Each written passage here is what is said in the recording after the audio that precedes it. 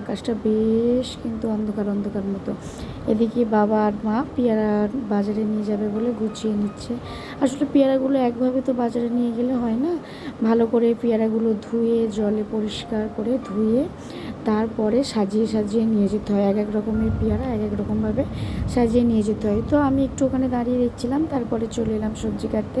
আজকে একটু কুমড়ো ভাজা করে দেবো, মাছের ঝোল করে দেবো। সকালে ঘুম থেকে উঠেছি আজকে একটু তাড়াতাড়ি বলে, মা আর বাবা পেয়ারাগুলো গুছাচ্ছিলো, আমি একটু দাঁড়িয়ে দেখছিলাম।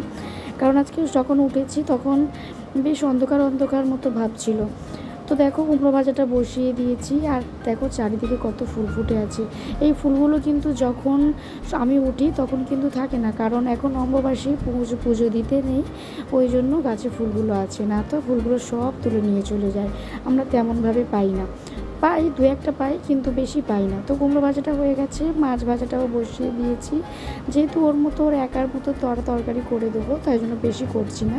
আর বেলা হলে মা আবার রান্না করবে আমাদের জন্য।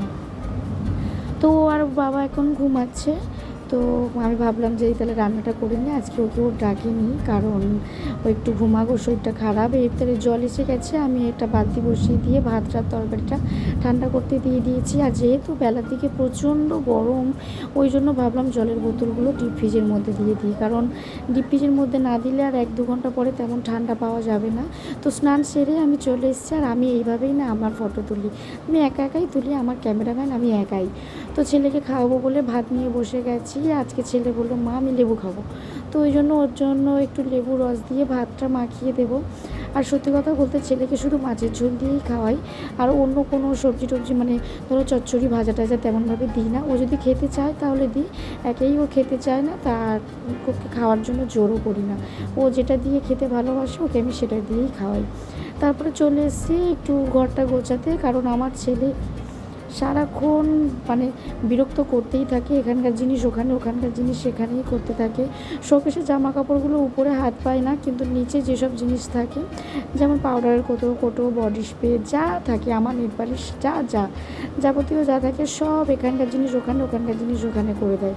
আর উপরে জামা কাপড়গুলো করে কিন্তু তেমন করতে পারে না, যেমন মানে হাত পায় না, তো ওখানে ওই জন্য। দেখো জামা কাপড়গুলো গুছিয়ে নিয়েছি। এবার আমার যেগুলো রেগুলার আমি পরে মানে ছেলেকে নিয়ে স্কুলে যাই, সেগুলো আমি গুছিয়ে রাখলাম।